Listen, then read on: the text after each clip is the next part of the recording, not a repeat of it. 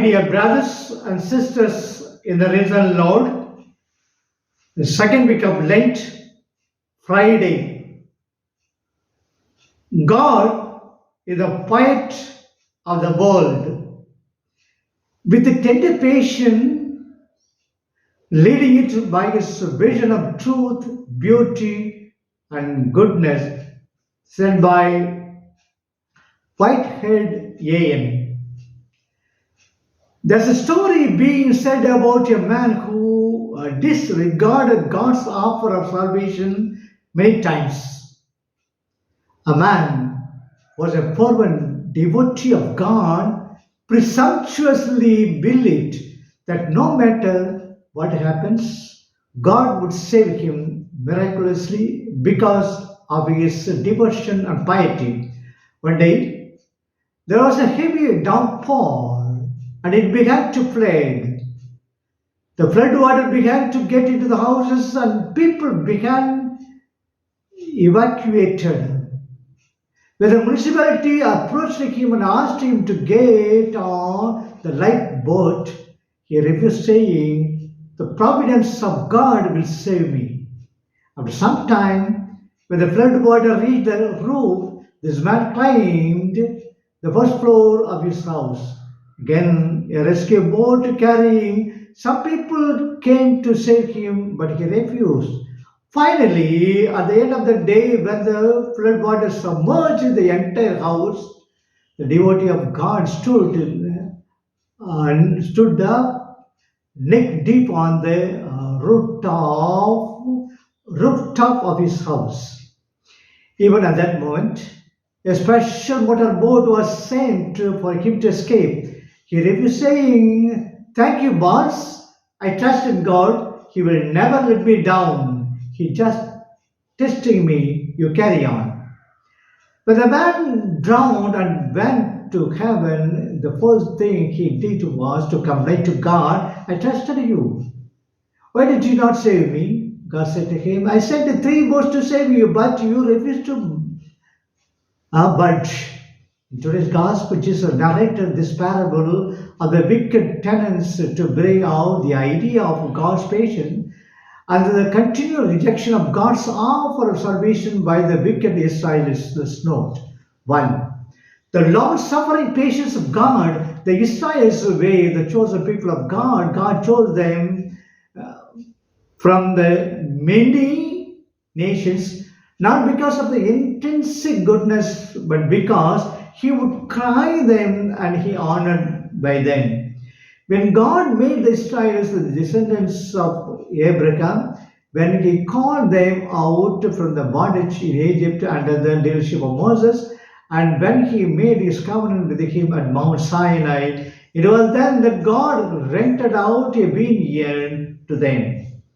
He expected returns from them by the obedience of faithfulness, but they frequently failed by going behind the other gods and by playing harlot to Yahweh. God periodically sent his servants, the prophets and holy men and women, but they mistreated them. They beat the prophet Jeremiah, killed the prophet Isaiah, and stoned the prophet Zechariah in the temple. God was still patient with them. He sent John the Baptist before sending his only begotten Son, and they beheaded. They who had choked their heads in the blood of the prophets continued viciously in seeking more blood of the servants of God. They who began with the killing of the servants of God never ever stopped with the Son of God. Sin, when unchecked, makes a ruthless progress in the sinners harden them. When the people despised and rejected God's due from them, God sent his only Son as a means. God would not reject Israel until he sent his only Son. God preserved in his goodness even when prophets after prophets were violently rejected and killed. The great sin of Israel, more than the infringement of Moses' law, The great sin of the Israelites was the rejection and murder of God's only begotten Son, Jesus Christ. Their sin never reached so high as when they crucified God's beloved Son on the Mount Calvary. The Jews had all the required opportunity to come to the consciousness of Jesus' divine mission as Nicodemus had, but they repudiated them. Nicodemus came to Jesus by night and said to Jesus, Rabbi, we know that you are a teacher who has come from God, for no one can do these signs that you do apart from the presence of God. John chapter 3, verse 2. The ancient prophecies in the appointed time, the signs, the miracles, and the teaching performed by Jesus, and the testimony John the Baptist pointed to one fact that Jesus was the long expected Messiah.